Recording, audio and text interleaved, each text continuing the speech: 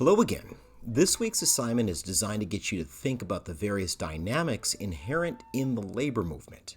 Now, we've talked about this in the past, but the movement to empower working Americans, it meant different things to different people at different times.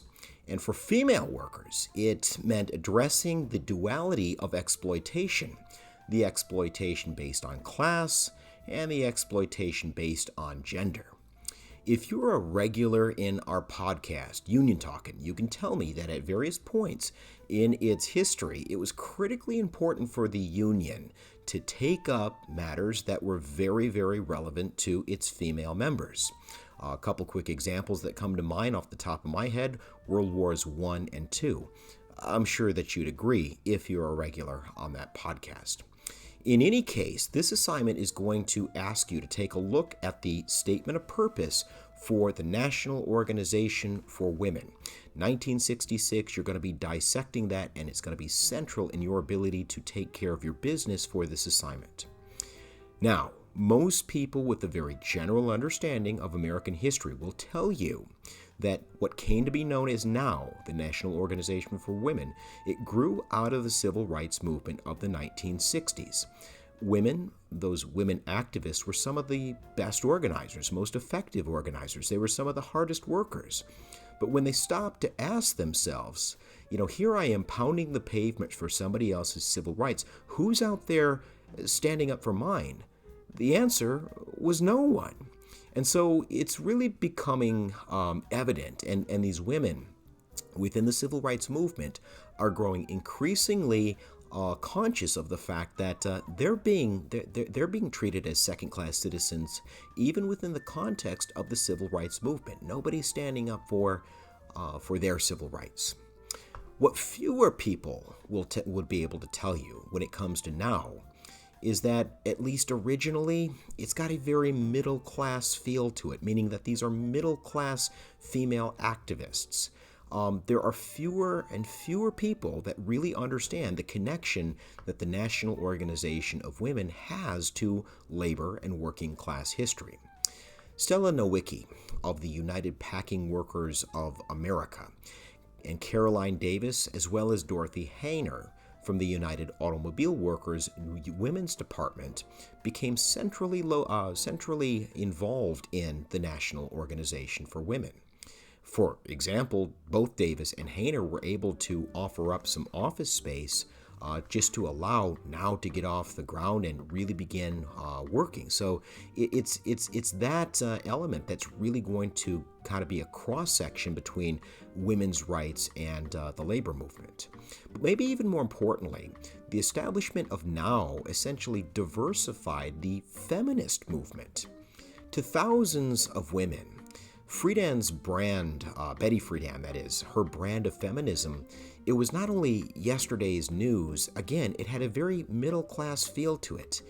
People like Betty Friedan, the author of The Feminine Mystique, what they were really driving at is these college-educated women that just essentially couldn't break into the professions, and they wanted equality based, irregardless on sex, but they wanted it for the purposes of, a job that would be considered a professional career.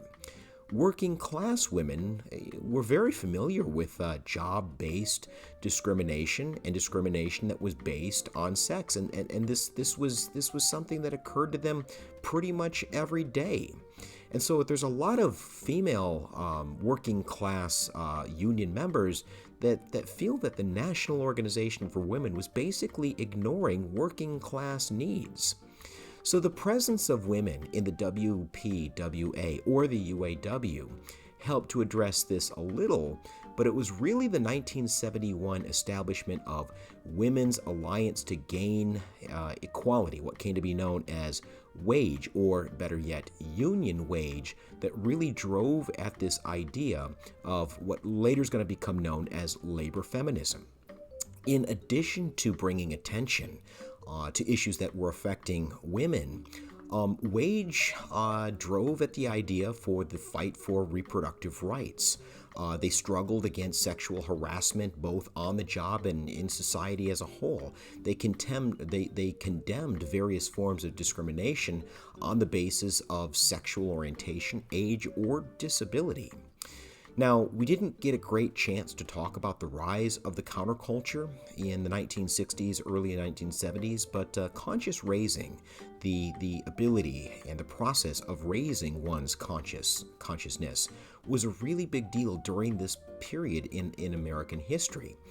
And one of the labor organizations that's going to be very central in this conscious raising movement is an organization calling itself 9 to 5. It was a working class organization.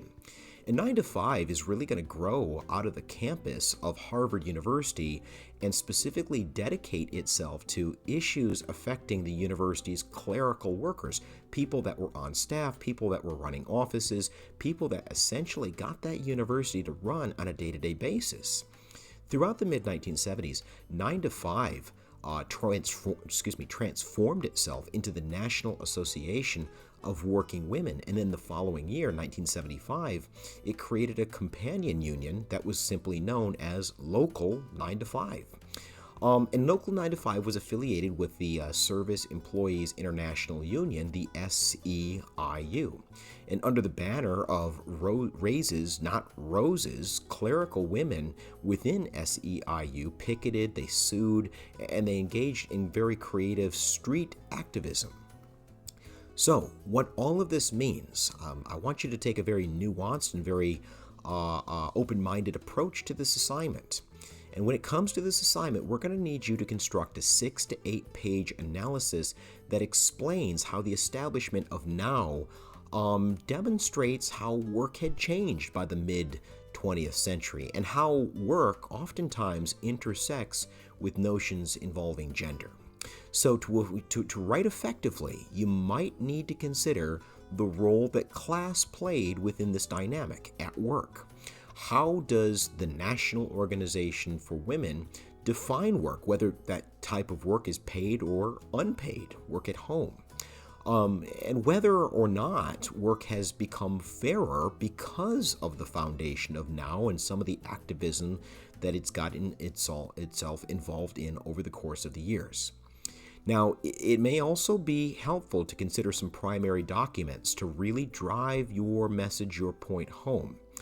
Modules 5, 7, 9, 10, and 11 has some very good primary sources, so I would look there if this was me writing this assignment.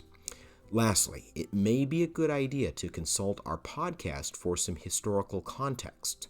If you click on the lectures button, you can go to lectures 7, 9, 10, 14, 20, 21, and especially, can't say enough good things about episode number 27.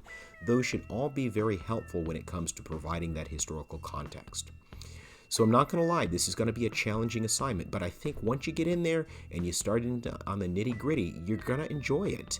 Obviously, it's going to shed some light on the world that we live in here in the 21st century. So good luck, everybody. And if there's anything that I can do to help clarify or elaborate, you know how to get a hold of me.